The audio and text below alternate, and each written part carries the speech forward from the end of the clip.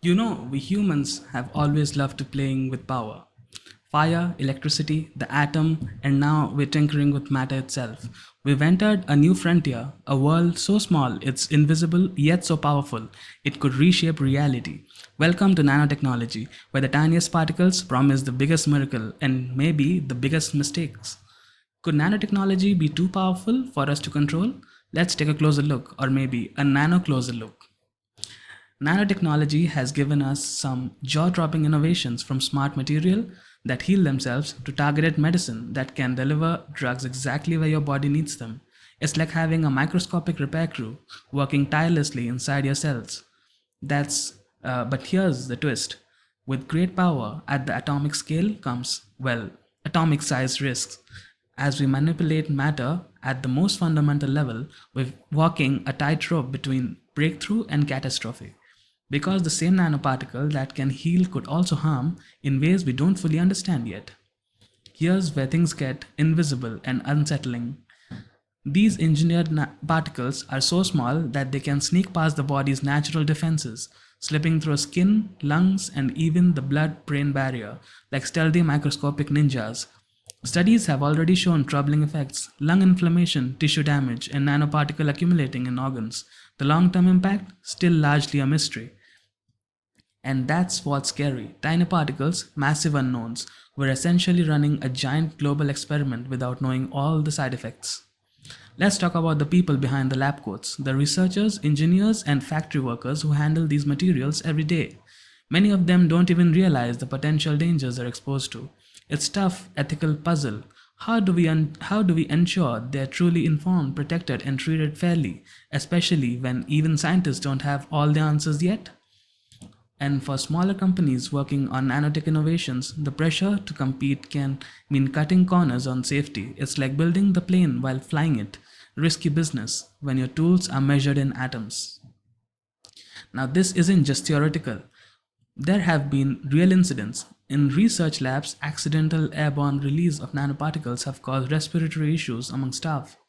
In the environment, silver nanoparticles from industrial waste have been found accumulating in rivers and fish, tiny pollutants with huge ripple effects. And the big one, regulation. There's still no universal framework to monitor, test, or control these materials. It's the Wild West at the molecular level. We're innovating faster than we are regulating, and that's a dangerous combination.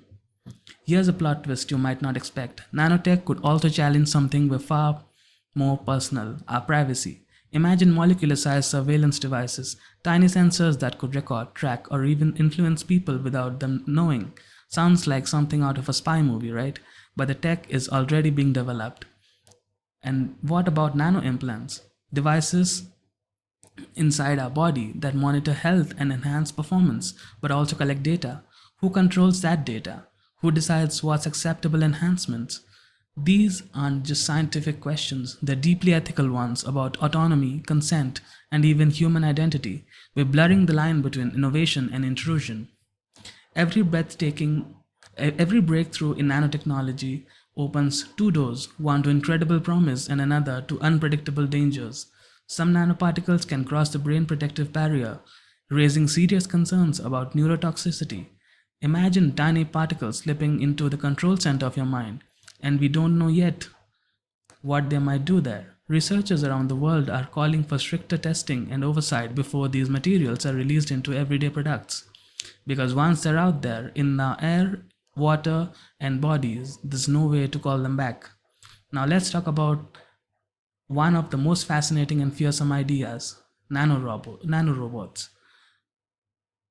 Picture tiny machines that can repair damaged cells, fight cancer at the molecular level, or even reverse aging. Sounds incredible, right? Visionaries like Eric Dexler dream of molecular assemblers that could build or fix virtually anything, atom by atom. It's the ultimate form of precision engineering.